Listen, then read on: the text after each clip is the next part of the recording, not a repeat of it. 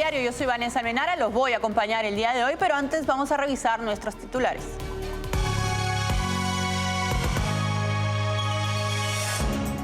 En Venezuela, tras el triunfo de María Corina Machado en las elecciones primarias de la oposición, la Fiscalía General, controlada por el chavismo, busca desacreditar el proceso electoral. En Argentina, la derecha se fortalece. La candidata de Juntos por el Cambio, Patricia Bullrich, dio su respaldo a Javier Milei para la segunda vuelta electoral. En Estados Unidos, el Departamento de Justicia habría restringido una investigación en el 2020 sobre los negocios de la familia Biden en Ucrania. Israel busca erradicar las capacidades militares de Hamás y hacer todo lo posible por traer de regreso a los rehenes retenidos por el grupo terrorista. Bien, vamos con el desarrollo de las noticias. Pues en Venezuela, la victoria de María Corina Machado en las elecciones primarias de la oposición ha desatado una serie de respuestas del régimen de Nicolás Maduro. En un aparente intento por socavar la legitimidad de Machado y su victoria, la Fiscalía General ha iniciado una investigación contra la Comisión Nacional de Primarias, acusando al proceso de supuestas irregularidades que van desde asociación para delinquir hasta legitimación de capitales. El reciente triunfo de María Corina Machado en las elecciones primarias de la oposición venezolana ha provocado un evidente nerviosismo en el régimen de Nicolás Maduro. En respuesta a la victoria de Machado, que representa un respaldo mayoritario de los venezolanos contra el actual régimen, la Fiscalía General, bajo el control de Maduro, ha iniciado una investigación contra la Comisión Nacional de Primarias, el organismo encargado de la organización de estos comicios. El fiscal general Tarek William Saab ha anunciado acusaciones por supuestas irregularidades en el proceso electoral, incluyendo delitos como asociación para delinquir y legitimación de capitales. Esta táctica parece tener el claro objetivo de socavar la legitimidad de Machado y su reciente victoria. Sin embargo, la CNP y otros opositores han desestimado estas acusaciones como un intento desesperado del régimen por desacreditar el proceso democrático. En vista de las recientes maniobras, es evidente que el régimen está preocupado por el creciente apoyo de la oposición de cara a las elecciones presidenciales de 2024. La respuesta del régimen a la victoria de Machado es una muestra más de su actitud antidemocrática y su resistencia a cualquier amenaza a su control del poder. A pesar de los intentos de Maduro y sus aliados por desacreditar las primarias, el mensaje al pueblo venezolano es claro: anhelan un cambio y respaldan a Machado como su líder en esa lucha. El senador estadounidense Marco Rubio ha arremetido contra la política exterior del gobierno de Joe Biden con respecto a Venezuela. Tras el anuncio de la Fiscalía General de la Nación Sudamericana de investigar a los organizadores de las primarias opositoras, Rubio acusó a la administración Biden de otorgar concesiones al régimen de Maduro antes de las elecciones primarias de la oposición. Tras el anuncio de la Fiscalía General de Venezuela de investigar a los organizadores de las primarias opositoras, el senador de Estados Unidos, Marco Rubio, expresó su crítica contundente hacia la política exterior del gobierno de Joe Biden respecto a Venezuela. Mediante su red social X, Rubio indicó que el gobierno estadounidense le otorgó al narcorrégimen de Maduro otra ola de concesiones antes de las elecciones primarias de la oposición. Esto se refiere al reciente levantamiento de sanciones a Venezuela tras un acuerdo en Barbados. Rubio denunció la ineptitud de la política exterior del gobierno de Biden hacia nuestra región y previamente ya había criticado las medidas de la administración Biden, especialmente en relación con la industria del petróleo y del oro en Venezuela. El senador de Florida fue enfático al decir que la administración Biden es cómplice de prolongar la agonía del pueblo venezolano bajo el control ilegítimo del dictador Nicolás Maduro. Añadió que Biden continúa socavando las próximas elecciones primarias en Venezuela al ceder a las demandas del régimen.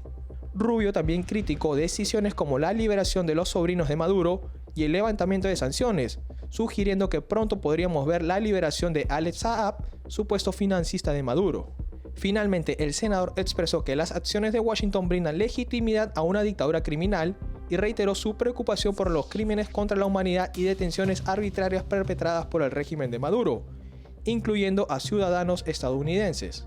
La postura de Rubio refleja el descontento de ciertos sectores con el acercamiento de la administración Biden a Maduro.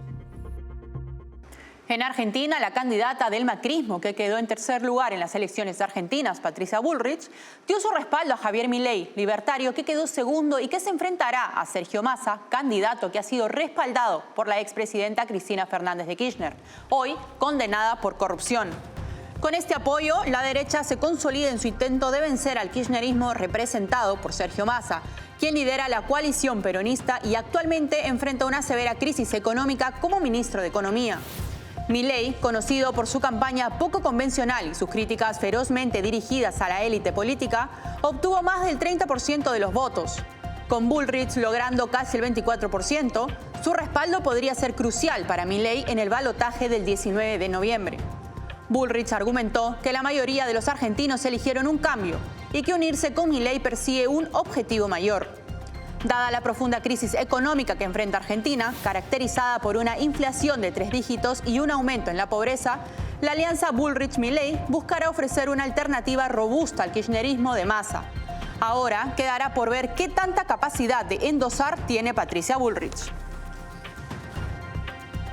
La meta fiscal para el 2023, establecida por el gobierno izquierdista argentino liderado por Alberto Fernández, se encuentra en grave riesgo. Esta meta estaba en duda debido a la implementación del Plan Platita, el cual ha generado un mayor gasto de dinero para el gobierno. Esta acción implementada por el ministro de Economía y candidato oficialista Sergio Massa lo benefició para la primera vuelta de las elecciones presidenciales. La administración de Fernández tenía la aspiración de terminar el 2023 con un déficit fiscal primario equivalente al 1.9% del PBI. Una meta que había sido respaldada incluso por el Fondo Monetario Internacional en revisiones anteriores. Sin embargo, varias consultoras privadas sugieren que lograr esta meta parece casi imposible. Escolatina, por ejemplo, argumenta que la probabilidad de que el gobierno izquierdista cumpla con la meta fiscal es baja, citando incentivos políticos y la aprobación de acuerdos financieros que podrían llevar al oficialismo a impulsar una política fiscal más expansiva. Por otro lado, la consultora LSG también sostiene que cumplir con la meta requeriría un aumento del déficit en un corto periodo de tiempo, lo que parece poco factible, especialmente considerando las medidas implementadas por el gobierno y respaldadas por el ministro de Economía, Sergio Massa, quien también es el candidato del kirchnerismo de cara a la segunda vuelta electoral.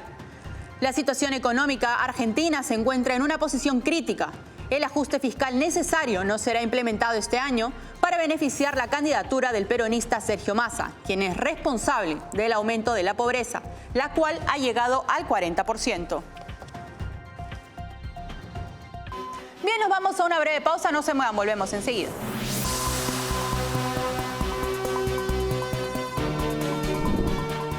Café Sombra de Pino, un café diferente que crece a la sombra de pinos en Villarrica. Ya lo saben, Café Sombra de Pino, un café premium al alcance de todos.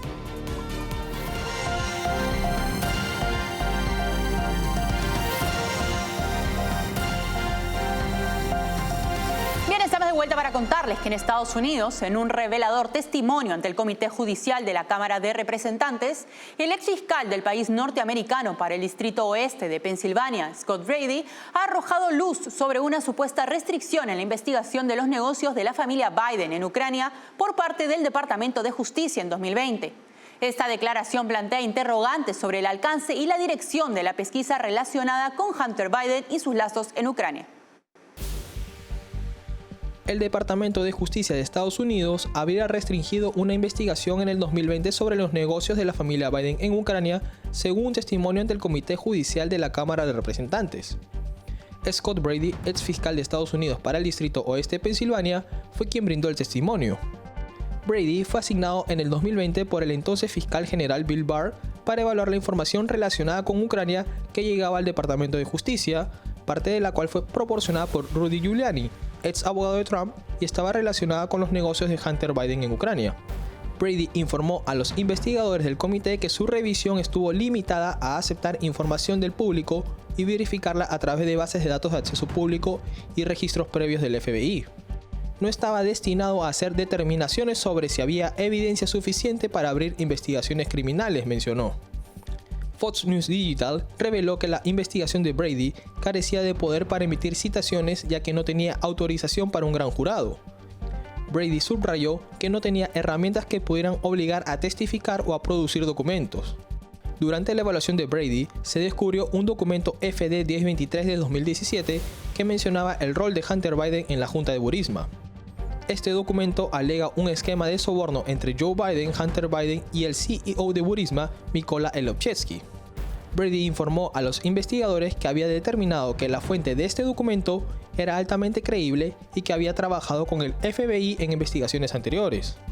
Finalmente, Brady declaró que a pesar de sus hallazgos no tuvo visibilidad sobre lo que se hizo con la información después de presentarla a las autoridades pertinentes. El congresista republicano Mike Johnson, hasta ahora una figura relativamente desconocida, ha asumido el cargo de presidente de la Cámara de Representantes en medio de una lucha de poder en el bloque mayoritario republicano. Su elección se produjo después de la destitución de Kevin McCarthy y recibió un respaldo unánime de los republicanos. Johnson, descrito como equilibrado y religioso, cuenta con el respaldo crucial del expresidente Donald Trump, quien lo elogió como un presidente fantástico. El congresista republicano Mike Johnson, representante por Luisiana y hasta ahora una figura poco conocida, ha sido elegido presidente de la Cámara de Representantes. Esta elección llega tras semanas de turbulencia en el bloque mayoritario republicano y tras la destitución de Kevin McCarthy, anterior líder de la Cámara, el pasado 3 de octubre. Johnson, quien logró un respaldo unánime de los republicanos, se convierte en el cuarto republicano postulado para el cargo en medio de una lucha interna de poder entre las distintas facciones del partido. Es descrito como un hombre equilibrado y de profunda fe religiosa, con el apoyo crucial de una figura política dominante, el expresidente Donald Trump. En palabras del mismo Trump, Johnson será un presidente fantástico. El Partido Republicano, a pesar de tener mayoría en la Cámara, ha enfrentado desafíos al elegir al presidente de esta entidad. Los candidatos anteriores, Jim Jordan y Tom Emmer, no consiguieron el apoyo necesario, siendo Jordan rechazado en 3 ocasiones y Emmer renunciando a las pocas horas por falta de respaldo. Antes de las elecciones, Trump expresó su apoyo a Johnson a través de sus redes sociales, afirmando que no ha escuchado un solo comentario negativo sobre él. Con 221 votos a favor de los republicanos contra 212 de los demócratas, Johnson tiene ante sí importantes desafíos, como evitar el cierre del gobierno y responder a la solicitud de fondos de Biden para Ucrania e Israel. Todo esto mientras navega la compleja dinámica interna de su partido y las demandas de la administración Biden. El ejército israelí ha informado sobre la ejecución de una operación en el norte de Gaza como preparativo para las siguientes etapas del combate. A través de una publicación en la red social X, indicó que los tanques e infantería del IDF atacaron numerosas células terroristas, infraestructura y puestos de misiles antiataque.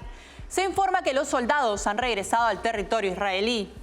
El miércoles, el primer ministro israelí, Benjamin Netanyahu, confirmó que su país estaba preparando una invasión terrestre a Gaza. Dijo que están en guerra por su soberanía y existencia y que tienen 2 objetivos fundamentales: erradicar las capacidades militares y gubernamentales de Hamás y hacer todo lo posible por traer de regreso a los rehenes retenidos por el grupo islamista palestino. Por otro lado, el Consejo de Seguridad de la ONU no ha logrado abordar la guerra entre Israel y Hamás en Gaza, tras rechazar las resoluciones propuestas tanto por Estados Unidos como por Rusia. La propuesta estadounidense reafirmaba el derecho de Israel a la autodefensa y llamaba a pausas humanitarias para entregar ayuda a Gaza. Sin embargo, fue vetada por Rusia y China. La resolución rusa pedía un alto el fuego humanitario inmediato, incluyendo una condena a las acciones de Israel. Es por ello que Linda Thomas Greenfield, embajadora de Estados Unidos ante la ONU, acusó a Rusia de presentar su texto sin consultas y de mala fe. Y en nuestro bloque Salud Hoy, el doctor José Recoba nos hablará sobre si realmente la fecha de caducidad obliga a que descartemos el uso de algunos medicamentos.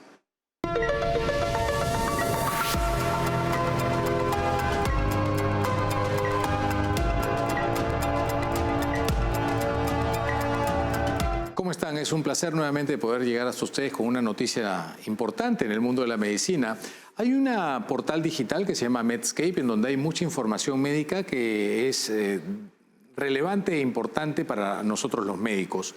Y tiene varias divisiones. Una de ellas son noticias. Y leyendo e investigando un poquito acerca de las novedades y de las noticias médicas en el mundo actual, me encuentro con una editorial escrita por el Dr. Paul. El Dr. Paul es un profesor de medicina en la Universidad de Washington en Seattle. De hecho, él es presidente de una fundación de medicina centrada en el paciente. Su rol principal es ser un divulgador entre los médicos de cómo tenemos que dar información a los pacientes. Y él escribe algo con respecto a la fecha de caducidad de los medicamentos. Así como actualmente los alimentos tienen una fecha de vencimiento y después de esa fecha de vencimiento creemos que no los podemos consumir o que por lo menos el riesgo para nuestra salud es inminente de daño, entonces preferimos no consumirlos, aunque cuando yo estaba chico la verdad es que las cosas en mi refrigeradora duraban un montón. Y si no veíamos las salchichas verdes, no nos las comíamos igual. Con los medicamentos pasa lo mismo y evidentemente por razones muy importantes. Todo aquello que salga del mercado farmacéutico formal, de investigación y muy bien regulado, tiene que tener un compromiso de responsabilidad, por lo tanto la seguridad hacia el paciente tiene que estar garantizada. Por eso es que hay una fecha de caducidad. Pero el doctor Paul lo que hace es empieza a reunir información acerca de si realmente la fecha de caducidad obliga a que descartemos ese producto farmacéutico o podamos usarlo un tiempito más, ¿ok? Entendiendo que ya algunos otros colegas que también se mueven entre medios sacaron en algún momento artículos o comentarios acerca de que si tú te tomabas una pastilla después de la fecha de vencimiento, los riesgos para tu salud eran altos. Bueno, precisamente por eso es que empezaron a hacer estudios. De hecho, hay un programa de protección de uso extendido de medicamentos, el SHELF, que supervisa constantemente. Entonces, el doctor Paul lo que hace es averigua algunos medicamentos. Y empieza con el EpiPen. El EpiPen es un lapicero en donde hay adrenalina, y la adrenalina es importantísima cuando una persona tiene alergias severas. Por ejemplo, en Estados Unidos, que hay mucha alergia al maní, si algún niño está expuesto al maní y tiene su EpiPen Junior, se lo pone y con eso le salvas la vida al paciente y luego puedes llegar a una emergencia. Si no tienes EpiPen y no tienes adrenalina y la reacción es severa, te puedes morir. Por lo tanto, el EpiPen salió al mercado con un precio muy alto y luego fue altísimo. Y la característica del EpiPen es que la fecha de caducidad era de 4 meses. Entonces, este doctor empieza a buscar información y encuentra que un doctor Cantrell y colaboradores publican un estudio acerca de si entre 35 y 40 marcas diferentes o tipos diferentes de EpiPen podían ser usados más allá del tiempo de caducidad, y encontró que podían ser usados hasta 24 meses después algunos y 30 meses después el otro.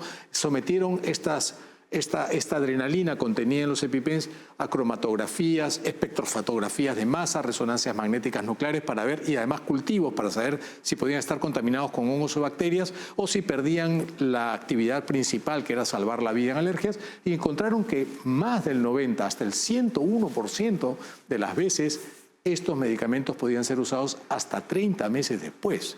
Por lo tanto, concluye el doctor Paul, es que si tú no tienes un EpiPen nuevo y estás en una emergencia y tienes uno que ha vencido, tienes hasta 24 meses para usarlo, lo cual es una muy buena noticia.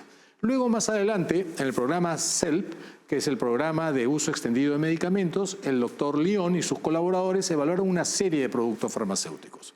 Evaluaron, por ejemplo, 122 productos farmacéuticos diferentes de un lote de más de 3.000 medicamentos, y encontraron que, por ejemplo, la ciprofloxacina, después de su fecha de vencimiento, estaba en perfectas condiciones hasta 55 meses después, la amoxicilina hasta 23 meses después y la doxiciclina, otro antibiótico, hasta 50 meses después.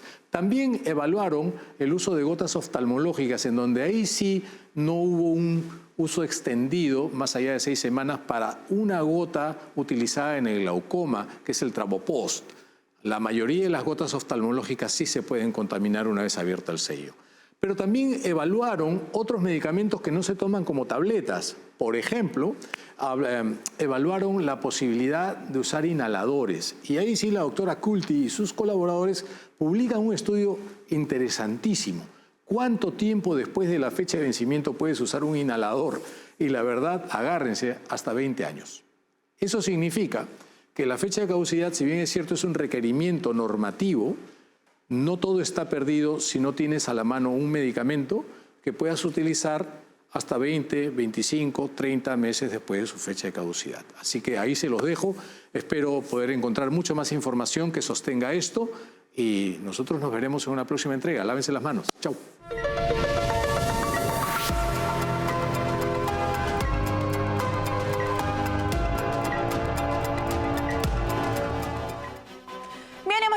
parte final nosotros nos despedimos por hoy. Muchas gracias por acompañarnos.